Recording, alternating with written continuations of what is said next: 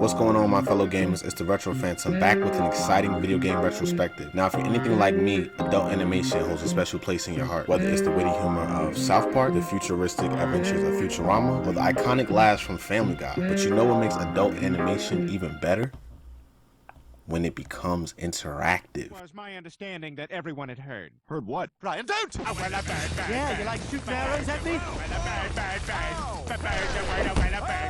Put that in your butter and churn it.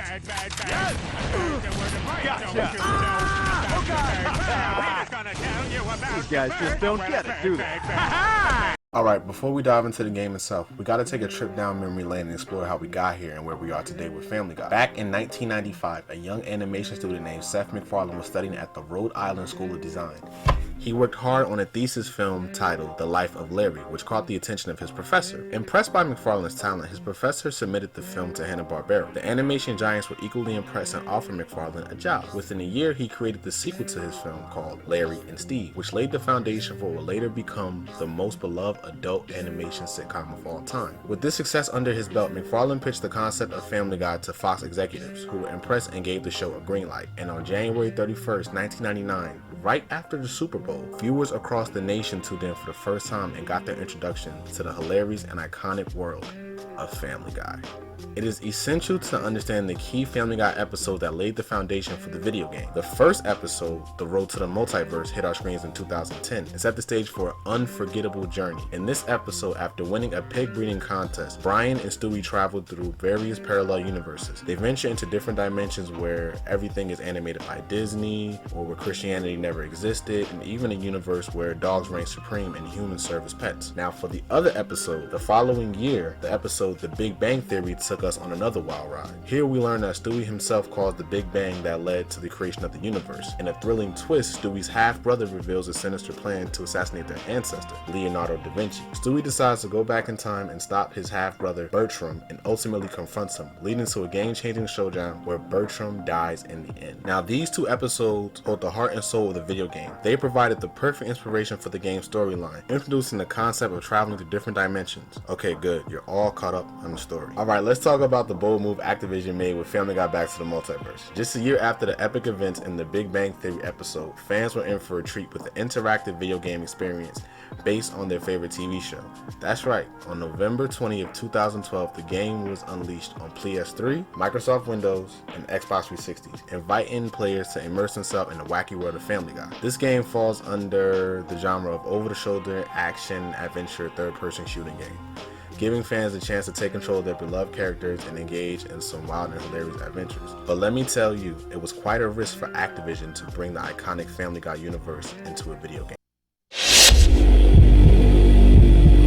Let's dive into the story mode. It all begins when Stewie's in his room preparing for lunch for the much anticipated picnic he planned with Brian. But things take a turn when Brian delivers the news he won't be able to join them at the picnic. Suddenly, in a flash of light, Stewie's half-brother Bertram, who we thought was gone after the Big Bang Theory episode, makes a dramatic return. Bertram reveals that he's developed a way to travel through different universes and is hell-bent on getting revenge on Stewie. Yes, you heard that right. Revenge. He's planning to assemble an army and unleash chaos on Stewie's universe.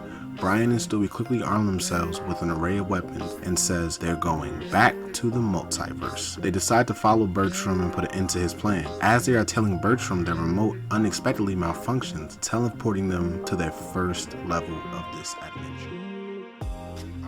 Get ready for the first level. Here we're transported to a universe ruled by college Greeks. Picture this as a homage to the 20th Century Fox's 1984 comedy, Revenge of the Nerds.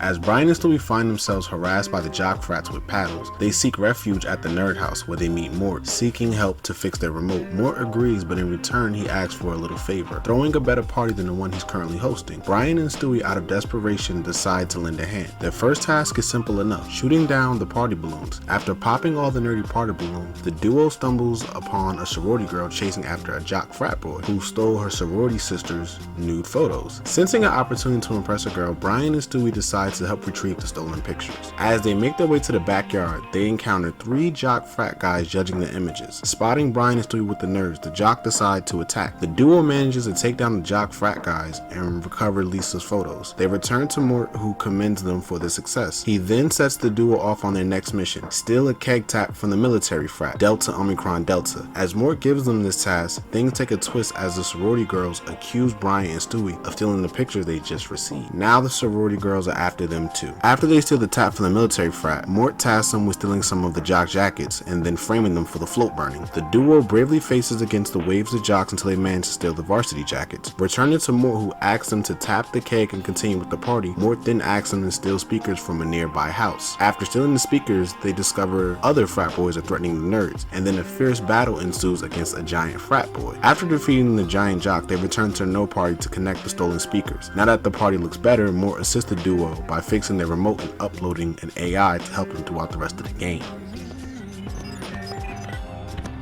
Here you go, and thank you guys so much. Now I have the whole night to fear the sex that I'll probably chicken out of. Hey, no problem. Thanks for fixing the remote. Oh, fellas, I almost forgot. Some of the other nerds uploaded a new program on your remote. It analyzes your surroundings and gives you hints of what you should be doing on your journey.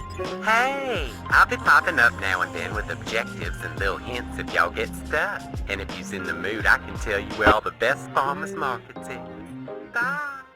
Okay, now that we've completed level 1, let's dive into level 2, Something's Amish. This level is a fun callback to the beloved Family Guy episode, Amish Guy. In this universe, oil supplies have been depleted, leaving only the Amish who shun technology to sustain themselves. Brian and Stewie overhear Bertram discussing his need for a weapon and approach him with caution. However, Bertram entices them by offering seeds that instantly grows into trees. Providing an endless wood supply, the Amish elders agree to help Bertram build the weapon. Unaware of Brian and Stewie's arrival, Bertram shows them a picture of our duo before vanishing in a flash of light. As they explore the barn, the portal grants Brian a powerful sniper rifle. Leaving the barn, they venture off to an Amish populated town where they encounter a locked carriage. Shooting the locked carriage reveals the greased up deaf guy who brings exploding barrels, clearing a blocked path up ahead. Further progressing leads them to a horse stable where Stewie gains a flamethrower. With the flamethrower, they can now burn down haystacks and avoid surprise attacks from the hidden Amish assailants. Their next task is to find the Amish wood supply. And running through cornfields and marijuana patches, they find the magic trees. Each tree has a hanging lamp that is needed to be set on fire. Once all 3 trees are set ablaze, the duo must discover a source of the Amish metal supply. Navigating through the quarry, they utilize cranks, setting off barrels and breaking a dam, flooding the quarry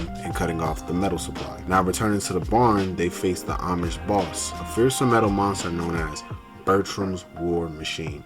I'm not making this up, that is the actual name.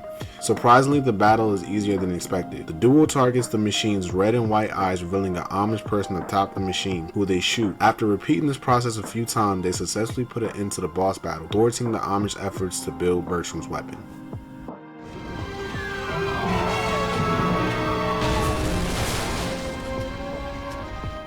Geez, the Amish are pretty amazing builders, aren't they? Oh my god, I was just thinking the same thing. I mean, Bertram was just here. These guys built a weaponized wooden robot in like 45 minutes. Pretty amazing stuff. Yeah, but I gotta imagine the women are... I mean, those bushes must be gigantic. Yep. Alright, we're wasting time. Let's see where Bertram's off to next. Wait, y'all didn't visit the gift shop. They make their own preserves.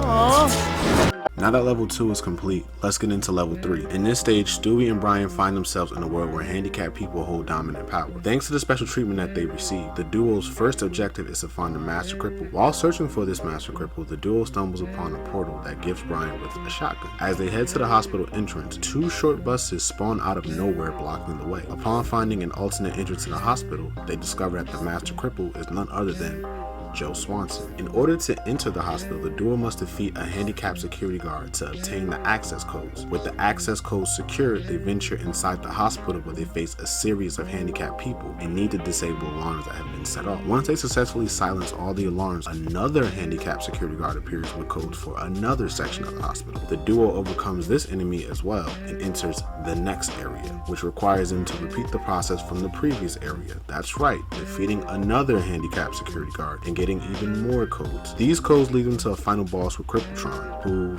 fans may recognize from the episode No Meals on Wheels. The game does a great job with a cool callback to the episode showing Petey's House of Munch being destroyed by Crippletron. The boss battle involves strategically using 3 turrets aimed at specific locations where Crippletron appears. He attacks by throwing a bus or shooting rockets, which can destroy the turrets, but you can repair them and strike back. After about 4 shots from the turret, Crippletron is defeated, Joe Swanson is seen falling out of the machine on the side, and you have completed this section of the game.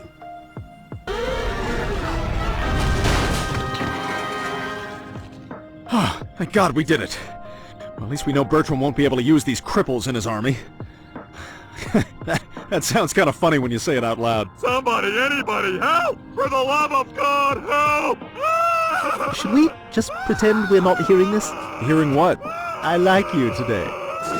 And now, our duo moves on to level 4, a universe where everyone has an evil counterpart, featuring characters like Evil Stewie from the episode The Hand That Rocks the Wheelchair. Also in this town is controlled by Evil Mayor West. In this level, Evil Mayor West possesses a nuclear cat launcher that he plans on sending to Bertram. Brian and Stewie plan on stopping this deal from happening. As they venture through the town, a portal appears granting Stewie a satchel charge, capable of destroying turrets. They use this new tool to eliminate 2 turrets and continue their mission. Upon continuing their mission, Evil Stewie is spotted arming tanks shortly after. The evil monkey is seen programming an auto self-destruct sequence for the tanks. Brian and Stewie quickly realize that they can reprogram each tank to self-destruct. The duo receives the task of reprogramming each of the armed tanks. After successfully reprogramming all the armed tanks, they find themselves in a fierce boss battle against Evil Stewie. Above Evil Stewie is Mayor West, hovering above, shooting cats at them. To inflict damage on Evil Stewie during this boss battle, they must target him when he exposes his head while using the gun part of the tank. After they manage to defeat the tank, an auto self-destruct sequence starts that obliterates Evil Stewie. Now, the duo enters the next section of the boss battle, facing Evil Mayor West. This boss battle turns out to be straightforward. Just continue to deal damage to Mayor West, he gets in the stun lock move, and then he will eventually surrender. All right, West, get those bombs back here if you want to live. Okay, I'll do it. But there's something you have to do for me in return. What is it? I'm thinking of running for governor in the next election, and there's another mayor standing in my way. I need you to assassinate him. It's a friggin' cheeseburger. Is this guy serious? Oh, I'm serious. I'm as serious as a cat. What? A cat serious? I don't know. Oh, they're serious, all right. They're as serious as... Okay, something wacky. We get it. All right, let's go assassinate a cheeseburger. Our duo finds themselves still in the twisted universe of Evil Quahog with a new mission, assassinating Mayor McCheese. To accomplish this task, they must make their way to the rooftop floor of the book depository, where a sniper rifle awaits them. Is it just me, or does this sound oddly familiar? Anyway, Mayor West provides them with silencers for their weapons and bologna sandwiches in case they get hungry. As they ascend the building using the lift to access the floor, a tactical espionage operation begins. The first rooftop allows for stealthy progress, avoiding detection and sneaking past everyone. However, on the second rooftop, multiple Secret Service agents spot them, leading to a confrontation. Moving forward, they reach a construction rooftop where they must locate a missing crane part to gain access to the hotel. After finding the missing part and attaching it to the crane, they ride the moving platform to enter the hotel. Inside, they encounter an absurd number of agents to deal with. Choosing to bypass most of them, they head towards an open window with another lift. Piloting this lift leads them to a balcony where they face even more agents and sharp-shooting snipers. After beating the agents on the balcony, they find themselves facing a challenging boss battle against a gunship. After our duo manage to take down the gunship, they need to disable the skylight security in order to access the book depository. Once inside the book depository, they encounter a few more agents before finally locating the sniper rifle. Brian takes a shot that eliminates Mayor McCheese, keeping up their end of the deal with Mayor West.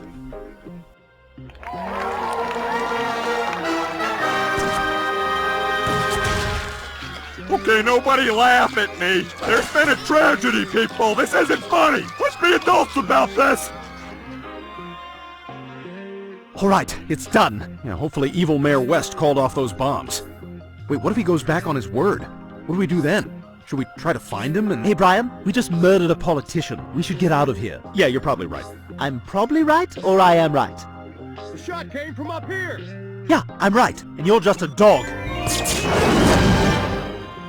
After completing your JFK-style assassination, you get to the next level, where piracy has taken over and everyone has become a pirate. Peter embraces his role as Long John Peter from an episode of the same name. This level begins with a twist. Peter's henchmen capture Brian and Stewie, stripping them of all their weapons and leaving them defenseless. Locked in a cell, they have to create noise by using melee weapons they find in order to get the guards' attention. Once the guards investigate, Brian and Stewie seize the opportunity to escape and set out Seamus so he can get their weapons back. They take on all the pirates in the chamber to escape from the bottom of the ship. Since the ship is sinking, they have to make their way to another vessel. On the new ship, they face a challenging task of defeating Long John Peter's fleet. This part of the game can be quite annoying, requiring them to shoot a cannon at the enemy boat while pirates from Peter's fleet may attempt to attack the ship. Just like a previous mission with the turrets, the cannon can get damaged and also need repairs. The most frustrating aspect is having to take down multiple boats, around 4 to 5. However, pushing through, they finally reach a showdown with Long John Peter himself. They can only attack him when he's on their boat, making this battle a little bit more intense and strategic. After emerging victorious and in classic Family Guy fashion, Peter is left holding his leg, adding a humorous touch of victory. Give us back the remote! Never! Arrgh. Arrgh. Arrgh. Arrgh. Arrgh. Arrgh. Please don't tell any of me mateys of this. They all thinks I'd be good at pirating. All right, Pry. At least we know Bertram won't be attacking us from the sea. Now let's get out of here. Hey, you guys mind if I tag along with you? Look, we appreciate your help and everything, but you can't come with us. Wait! What? Ah, crap, I got nothing. They'll be back. No, they won't. Brian and Stewie find themselves in an unexpected universe, Santa's workshop. However, this is not the traditional Jolly Santa we know. In this universe, Santa has transformed into an industrial merchant, using his workshop to manufacture anything for the highest bidder, as traditional toy orders have declined due to people relying on online purchases. Suspecting that Bertram is utilizing Santa's workshop for nefarious purposes, the duo resolves to infiltrate the workshop, but not before Brian delivers a rather cringe-worthy one-liner. My guess is he's using him to manufacture weapons for his army. Well, come on. I'm dreaming of a red Christmas. Okay, you only get one gun cock per line, okay? And the lines should really be better than that. As they approach the entrance, one of the mischievous elves drains the sludge pool, effectively blocking the entry. The resourceful duo promptly solves the problem by returning to the other side of the map, turning the valve and refilling the sludge pool, granting them access into the workshop. Once inside, another mischievous elf cuts the power, attempting to impede their progress. But Brian and Stewie quickly restore the power to access the lift that takes them to the top of the sweatshop. Here, they face various platforming challenges, navigating skillfully until they finally reach Santa's office. Inside Santa's office, they confront the industrial Santa himself, who nonchalantly reveals his new weapon manufacturing business and comments on the state of the economy. The duo exits the office only to face a boss battle involving shooting down 8 of Santa's reindeer. With the reindeer taken care of, Santa tumbles off the sled, but much to everyone's surprise, he miraculously survives the fall. Seizing the opportunity, Stewie grabs the TV and tosses it off the ledge, resulting in a highly satisfying moment and a memorable line.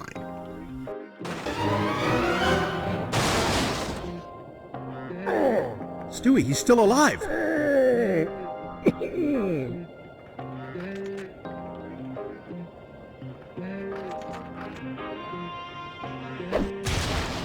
Yeah, check that twice, bitch! You're sick, you know that? Ryan, this guy is making weapons to kill you and everyone you love. You know, you gotta get some balls, man. You should be doing this kind of stuff too, you know. Whatever. So where do you think we're gonna go now? Maybe to a land of gutless cowards, because you would fit right in.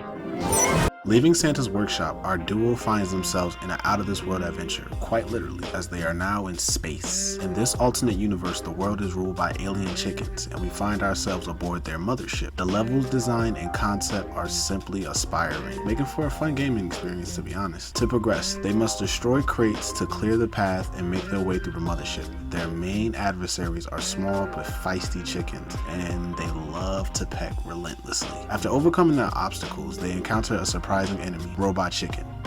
An actual robot chicken. Not the show. As I hate robot chickens. I heard that, you son of a bitch! As they continue their journey, they make their way to the laboratory, finding an elevator outside. Their next objective involves making their way to the elevator, navigating through outer space environment. Once they re-enter the mothership, they locate the control panel of the laboratory where they need to release the gas to trigger the emergency door. After releasing the emergency door, they face their ultimate challenge, a giant chicken. That's right, after all these small chickens and robot chicken, we end up facing a giant chicken. She has an instant kill peck and small chicken enemies make her quite challenging. The key to beating her is to shoot her until she's tired and then quickly pull the lever to inflict damage. Be quick though, as she might regain her health if you're not fast enough. Finally, after killing the giant chicken, they rescue Peter, who is now ready to face his #1 enemy, the chicken. You know, the one he's always fighting from.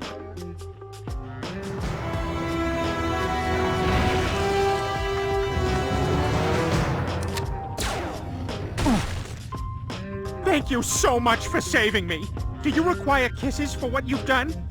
No, that won't be necessary. Okay, because I didn't want to have to kiss you. But I will. Crap!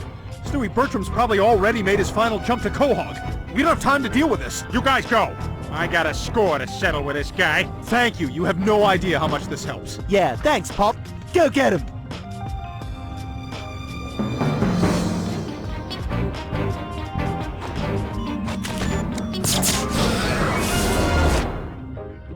Back in Quahog, Stewie and Brian find themselves at the airport. To their surprise, Peter and the chicken have followed them through the portal, setting the stage for an epic showdown. Right in the airport, Peter and the chicken engage in an all-out, no-holds-barred brawl, just like the classic fights we've seen on the show. As Stewie and Brian make hastily retreat to Spooner Street, the fight between Peter and the chicken rages on, spilling across different areas in the airport, just like the show. The game even treats players to the familiar thrilling music from the show, perfectly capturing the essence of these epic clashes.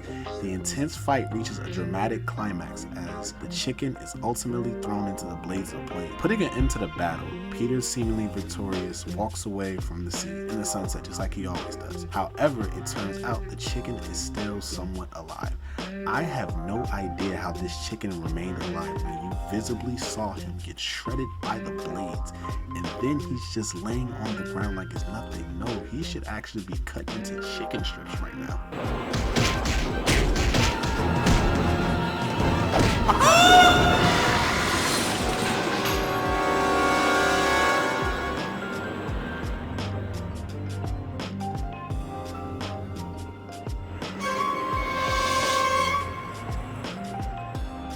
After the epic battle between Peter and the chicken, Stewie and Brian urgently race back to Spooner Street, only to find their town already under complete destruction. Bertram, with the help of his assistant Gus, has been wreaking havoc and causing chaos. To make matters worse, he's controlling a massive T-Rex and is ready to unleash a devastating bomb that will destroy everything. And despite this bid to stop Bertram, our heroes must destroy the helmet controlling the T-Rex. The T-Rex charges through the town with a rocket launcher attached to his head. Stewie and Brian manage to shoot off the rocket launchers, but the T-Rex still approaches their house. The final objective is to shoot the gas tank while the car is in the dinosaur's mouth. A make-or-break moment to prevent a catastrophic explosion. As the stakes reach the peak, Brian delivers another one-liner, takes a shot, and misses, for a good sense of irony. Bertram is swallowed by the dinosaur, then Stewie shoots the T-Rex, ending the game.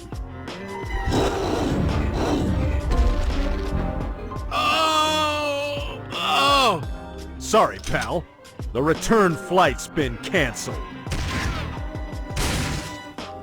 Alright, okay, the line was good, but if you're gonna do that, you gotta hit your target on the first shot. But overall, better. Much better. You're learning. But as for you... Please, no! We can work together! We could rule the multiverse! Please don't kill me! Oh, you've got the wrong idea. I'm not gonna kill you. You're not? No, your little buddy here is. No!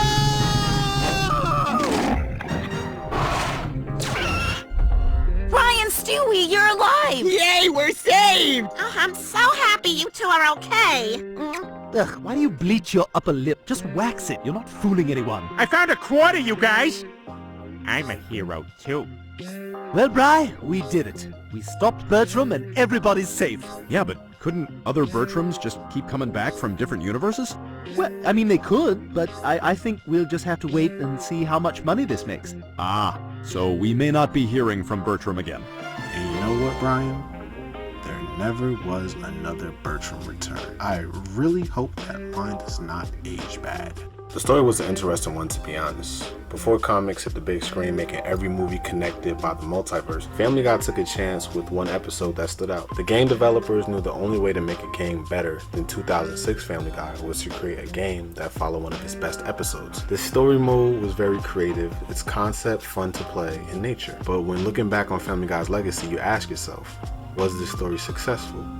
And for my response, the answer is no. The story mode feels like an uninspired story that wasn't even promoted by the original IP that inspired its creation. The average Family Guy fan may enjoy this story because of tropes and lore, but be disappointed when they realize it doesn't feel connected to that episode. When you compare this game to South Park games, you see difference in quality based on support by the creators. The story was a great idea, but it just had poor execution. While I did get some good laughs, some decent quotes, I felt like the story was missing that Seth MacFarlane magic that we're all accustomed to. The first 2 levels made the campaign feel fresh, fighting Greeks and the Amish. I loved the first mission, probably one of my favorites because of the quirky quotes from the show, Stewie and Brian's interaction with Mort, and the objectives seemed type fun, even fighting the big bully jock. It was lovely. The first stage served as a training point of the game. Once I made it to the second stage and got Brian's sniper rifle, it allowed me to strategize how to take down enemies. But let me just say, Brian's rifle is hands down the most overpowered weapon in the entire game. Getting this weapon helps fighting any sub-boss battle. Like when I battled the helicopter in the later stage, it was easier because of this weapon. While the Amish mission is all over the place, it was still fun because you got to experience the entire farm. It made the level feel more diverse and open. But once you make your way to the third stage, the difficulty increases significantly. The handicapped enemies put you on the brink of rage quitting every few seconds. The security guard is one of the worst enemies to face in the entire game next to Buff Bertram. When taking down that head security guard, I needed to use about 6 to 8 shots of Brian's rifle just to take him down. Fighting Crippletron at least was fun. This was overall fun yet difficult, and the maps wasn't as intricate as the first 2 stages. In the beginning of this stage, you're in the town making your way to the hospital, where you will spend the majority of this stage at. It's from here where the game starts to go downhill. The next 2 stages are confusing. I see how everyone in the first stage is supposed to be evil, yet we only see 3 characters to define an evil parallel universe. We get Evil Stewie, Evil Mayor West, and Evil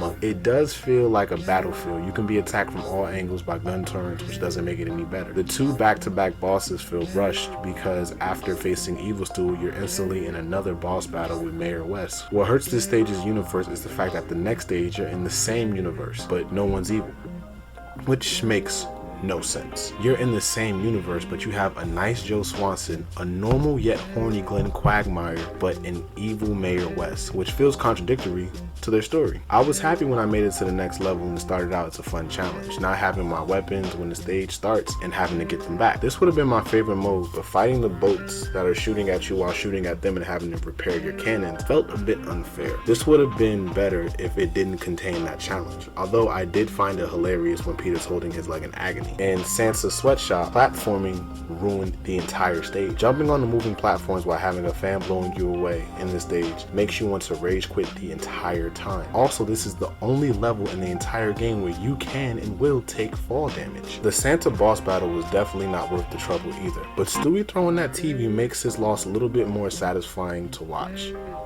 Notice, besides Stewie's quote, nothing else was remembered from that stage, which leads us into Chickens in Space, a real bombshell of a stage. The best part of this stage for me was going outside and not having any gravity like you're on the moon. The boss battle here just lands right on his face. The giant chicken boss battle sucks too. Much like Santa's boss battle, you have enemies trying to attack you while you try to attack the boss, where now you have an unlimited amount of chickens making its way to attack you while you're trying to shoot at the boss and then pull a lever to give her more damage. I understand that if you were just fighting a chicken and no enemies, this fight would be too easy. Balance is key, and for this stage, developers just couldn't find the right balance. The next stage is probably the most fun, to be honest. Peter versus the chicken. I love so far how this game followed tropes of the entire TV show, and they just struck gold with this trope. My only wish is that you can choose to play as Ernie instead of Peter, although if you're playing the story mode in co-op mode, player 2 ends up with having access to Ernie while player 1 controls Peter. Now the last mission in the game is barely a normal stage stage. It's just a boss battle after boss battle after boss battle. You fight the dino 3 times. First for the laser, second for the rocket, and third shooting the car in his mouth. You have all 3 of these boss battles while having sub-enemies face you as well. You have 3 Bertrams: Flying Bertram, Buff Bertram, and Normal Bertram. I understand this level is supposed to be difficult, but the laser dino is just too overpowered, and while you're aiming and finding shelter those attacks, Bertram clones are just following you. But the biggest plot twist that there was is that there's an alternate ending that you get if you end up losing the last battle. Well, it looks like I win. Sayonara, Stewie. I'd say victory is mine.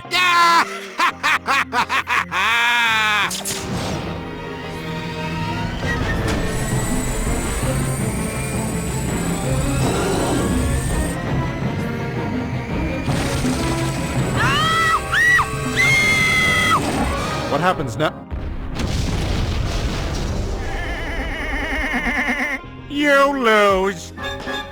But if you beat the dino the 3rd time, you are now given access to the canonical ending. Overall, if this story mode was an episode, it would easily fall in the 2nd act, but I might have been a little harsh on this game. Family Guy Back to the Multiverse isn't a terrible game, it just missed the mark. Where this game shines brightest is not in the story mode, but actually in co-op and multiplayer.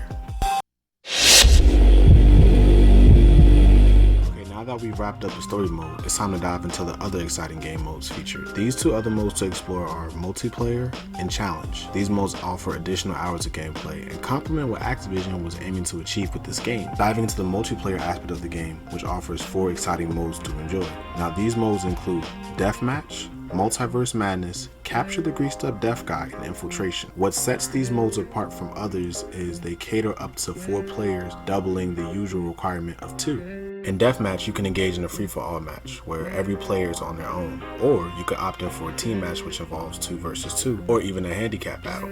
The primary goal for this mode is to eliminate other players as many times as possible until your score meter is fully filled. This mode's map is spacious and scattered out with various items and power-ups, adding to the intensity of the gameplay. In Deathmatch, your only enemies are your fellow players, and the competition can honestly get fierce. At the start of the mode, you'll be equipped with just 1 weapon until you find an access shop portal offering an array of additional weapons. However, accessing the portal can make you vulnerable to other players' attacks, so strategic planning is key. One of the exciting aspects of this mode is little trophies that pop up when you accomplish certain tasks, like earning the payback trophy for taking down the last player who defeated you, or the first blood trophy, which is awarded to the first player to land a kill. If you're eliminated during the match, don't worry, you'll have the option to continue, choose another character, or even switch to a different weapon. When selecting a different weapon choice, the portal will grant you access to buy weapons, if you have money. While Deathmatch is already great fun with 2 players, it will really shine if you have the maximum of 4 players competing at once. The next stage. Now welcome to Multiverse Madness, a wild action-packed survival mode. Prepare to face enemies from every universe, including Amish people, Greeks, pirates, chickens, the military, the handicap,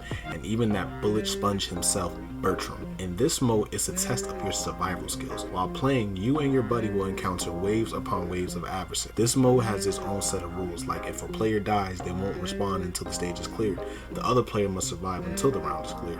However, if both players die, the stage ends and you cannot continue. You must start from the beginning. Unlike other modes, you cannot change your character that you're playing with. In between rounds, you can access the shop via portal and gear up with various weapons of your choice. Keep a keen eye on your kill count, score, and total deaths as the game keeps track of your process. You will also see everyone's score in between rounds and even see who is the MVP, which is awarded to a player with the most points. This game mode can go on forever unless both players either kick the bucket or you decide to quit. The next mode is Capture the Greased Up Deaf Guy. In this mode, we have a thrilling twist on the classic Capture the Flag concept by featuring the Greased Up Deaf Guy. Instead of traditional 2 teams like other modes, we now have 2 sides, good and evil. Depending on which side you're on, you'll either have an angel with wings or a demon with wings as your return flag point. One exciting feature of this mode is the ability to change your character in between deaths. This adds an extra layer of excitement and keeps the gameplay fresh, especially if you have certain characters you prefer not to play as, like Megatron. Although the game provides you with weapons, the most effective strategy when approaching the Greased Up Deaf Guy is to utilize melee weapons up close. Grabbing the flag from him is no easy task, because once you manage to do so, the opposing team will try to either steal or they may try to defeat you instead. The mode offers a customizable experience, allowing you to set the maximum number of flag capture when starting the game to either 5, 10, 15, or 20. This adds flexibility and a variety to your gameplay, ensuring an endless time of fun and excitement. definitely give this mode a try. The last multiplayer mode is Infiltration. It offers unique, engaging gameplay experience with its diverse set of objectives. This mode consists of 3 different gaming styles which are randomly shuffled to keep things exciting. The first objective you may encounter is Destroy the Commanders. You'll face off against the robot war machines from Chickens in Space mission. Another exciting task you can get is Pirate Gold. Here you need to collect the pirates' gold while they do their best to try to defend it. Lastly, Control Point. In this objective, players must strategize and hold a specific area to gain control while trying to prevent other player from capturing that same point. It's all about quick thinking and defense. While you're busy completing these tasks, watch out for players who might try to interfere with your progress. They could steal most of the pirate gold, eliminate the commanders before you, or even hold the control point for as long as possible until time runs out. Each completed task adds points to your score, and the winner is determined based on who gets the most points. Infiltration mode is probably my least favorite in the entire multiplayer modes. After playing this mode one time, it begins to get a little stale.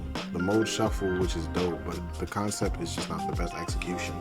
Challenge mode is different from multiplayer mode, although you can still play this mode with a maximum of 2 players. There consists of a total of 7 different challenges. When you first start the game, you'll only have 3 challenges, and in order to lock the others, you'll need to earn stars. You get these stars from playing and completing different challenges. The first ones available are Money Shots, Amish Luck, and the Crips and the Ables. The unlockable challenges are Town Hall Beating, Seaman Attack, Last Minute Shoppers, and Someone to Watch Over Me. After playing this mode, I can honestly say these are the most difficult challenges in the entire game. Most of these challenges contain a time limit, and you're limited to playing as certain characters only. If you gain a detachment playing as Stewie and Brian, you won't be allowed to play Stewie and Brian this year. You will be forced to play as characters such as Megatron, Quagmire, Cleveland, and even Death. Let's start with the first mode, Money Shots. In this mode, you're back to the first level's map, and you're also locked into playing as either Meg or Quagmire. Now in this challenge, you need to take pictures of girls playing in windows. These are scattered across the entire map in different areas. While trying to take these pictures of these girls, you need to watch out for enemies that can prevent you from taking pictures. Once you've gathered all the images, you need to return to Quagmire's car. The best part of this mission is no matter who you select, you'll instantly unlock their weapons. My advice for this mission is use your arsenal of weapons because you will get swarmed by all sides. In this mode, you can't afford to die because the clock is still ticking. The next mission involves shooting people in the Amish country, which sounds a bit fun to be honest, but with a twist. You have to eliminate a certain number of Amish people while avoiding civilian casualties. For this mode, you'll only be allowed to play as Brian or Lois.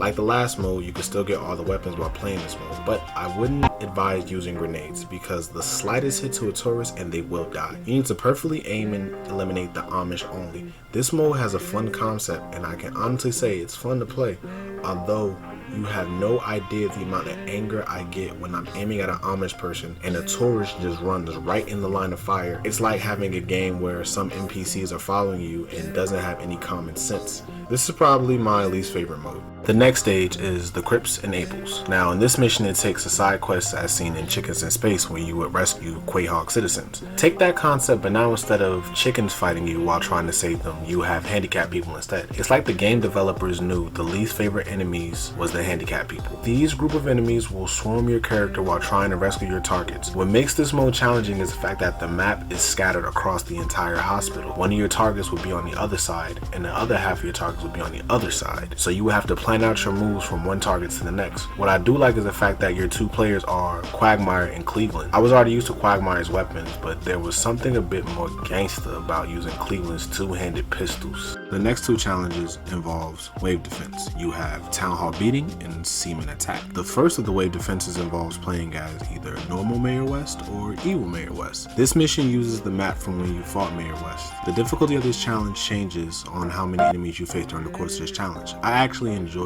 this difficulty of this challenge, especially since Mayor West has a fun catalog of weapons you can use. I'm just happy they didn't include gun turns from the original mission, although you will face the military, Secret Service from No Cheese Please, and the commanders from Chickens in Space. Each one of these enemies brings something new to the mode. The military will strike from a distance, while the Secret Service will run towards you, and the commanders will have weapons that will damage you from both up close and far. This challenge is perfectly balanced in level design.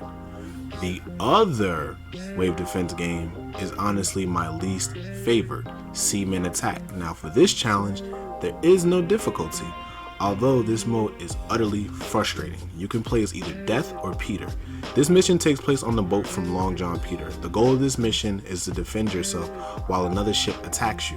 You're using the same cannons from that previous mission. You know that challenge that I didn't like? They orchestrated it in a bigger challenge mode. The boat that is targeting you is consistently moving, which makes it impossible to aim at the boat while it's attacking you. Your cannon ends up destroyed every time and you'll need to prepare it. But to beat this mode, you need at least a certain amount of time that grants you stars in preventing your boat from being destroyed. If I'm being honest, this mode is terrible. Throw this out. Out of the two wave defense games, this one definitely missed the boat by a milestone. Now this next challenge is actually a bit fun, but also a bit difficult. Last Minute Shoppers is an escape challenge that involves Megatron and or Chris Griffin. You start this mission at Santa's office and need to make your way downstairs and outside. The catch is, while making your way downstairs, you need to gather rocket bombs, and once you gather all the bombs, you are then granted the exit of Santa's sweatshop. This mission is definitely worth the spin. It's funny how all the stages in the game there's no fall damage, but for this challenge specifically, there is. You can't just jump off the ledge and be fine. On this map, you need to be a little bit more strategic in your moves, but once you gather all the bombs, the door to outside opens. Overall, this challenge mode was fun to play. I had a decent challenge with the elves, definitely one of my favorite challenge modes in the entire game. Now this last challenge is by far one of the most strategic challenges out of them all. This mission is mandatory for you to have 2 players, while other challenges make it optional. The 2 players you can control is either Peter or Lois. This is a true love story mission, so it actually is going to be a little fun. You're back on the rooftops from No Cheese Please, facing snipers and the Secret Service. On this map, Lois is trying to plant and detonate bombs on the roof while Peter with the Gatling gun has to defend her. If Lois dies, then the mission is a failure. My best advice for this mission is to communicate with your partner as you play this mode. It's fun, a bit challenging, but a challenge I wouldn't mind experiencing.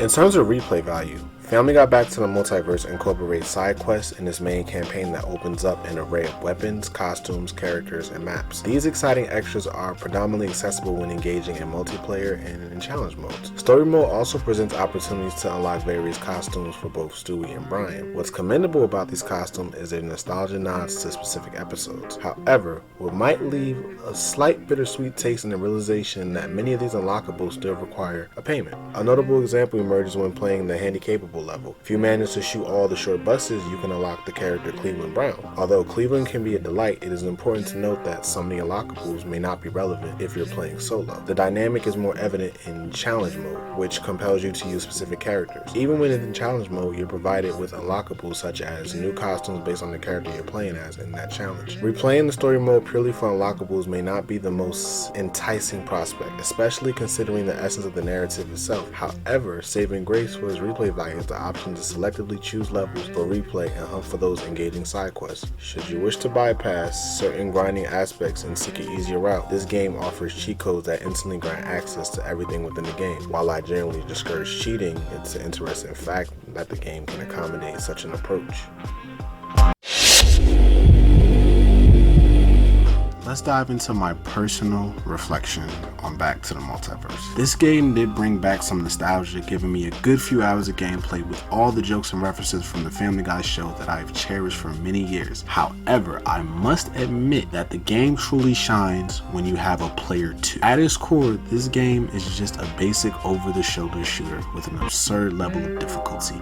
The game designs feature great callbacks to various episodes, incorporating dialogue from the show itself. While it is nostalgic for the average Family Guy fan, I can't help but feel that it was somewhat lazy in terms of game development. Lacking original dialogue, relying heavily on familiar content from the show, the main campaign offers 10 different level designs, but unfortunately after the 3rd mission, the game starts to feel stale. It begins on a promising note, but the momentum just couldn't be sustained. Although I had some good laughs at the cleverly placed Easter eggs, that was pretty much the extent of really enjoyment. Playing the game solo, I lost interest after a while. As much as I love Family Guy and appreciate the concept of the game, I can't help but deny it could have been executed better. Stewie and Brian as the main players in the campaign did add a good chuckle, but with the multiplayer aspect, the game would have fared much worse than it already does. As a fan of this game, it certainly has its appeal, but as a gamer, it falls short. Activision attempted to blend beloved IP with over-the-shoulder shooting, but it doesn't quite hit the mark for me. Multiverse took graphics are generally well done and take heavy inspiration from the TV show's art style. The game successfully captures the essence of Family Guy's visual appeal, amusing players in a world that feels like an extension of the animated series. Starting the game with his opening sets the tone for a gaming experience that resembles watching an episode of Family Guy. The transition from 2D art style of the show to a 3D graphics in the game is well handled, ensuring that the character and environments feel familiar to fans while offering a new dimension to explore. The over-the-shoulder gameplay perspective further disguises the shift to 3D, making it feel like a natural extension of the show. However, there are a few areas where the graphics could have been improved. For example, during cutscenes, it would have been great to see the characters in the traditional Family Guy art style rather than the 3D modules in the game. This could have added an extra layer of authenticity and immersion to the storytelling. One limitation I noticed is how the characters' faces only change when they take damage and are speaking. Otherwise, they remain unchanged throughout the entire gameplay. The lack of facial expression variant might feel slightly static during certain moments, but it doesn't detract significantly from the overall experience since you don't see their faces often. Additionally, another minor graphical issue occurs when characters are wearing different outfits during the gameplay, but revert back to the episodic attire in cutscenes. While it's a minor detail, maintaining consistent outfit changes could have been added more in depth to the character customization aspect of the game. Despite the minor observations, the graphics for Back to the Multiverse remain pleasing and complement the overall gaming experience. Heavy Iron Studio gets kudos for the animation, like capturing the essence of a beloved TV show and bringing it into the world of gaming. While I gave this game a fair chance to impress me, I have to be honest, it missed the mark. In the end, I can't see myself returning to this game for multiple plays. It has its moments, but overall didn't deliver for its own potential. For me, Back to the Multiverse gets 6 greased up deaf guys out of 10. If you enjoyed this video, don't forget to give it a thumbs up and subscribe to my channel for more exciting content. Stay tuned for more reviews, discussions, and explorations in the gaming world. Until next time, keep gaming, keep exploring those virtual universes. This is the Retro Phantom, and I'm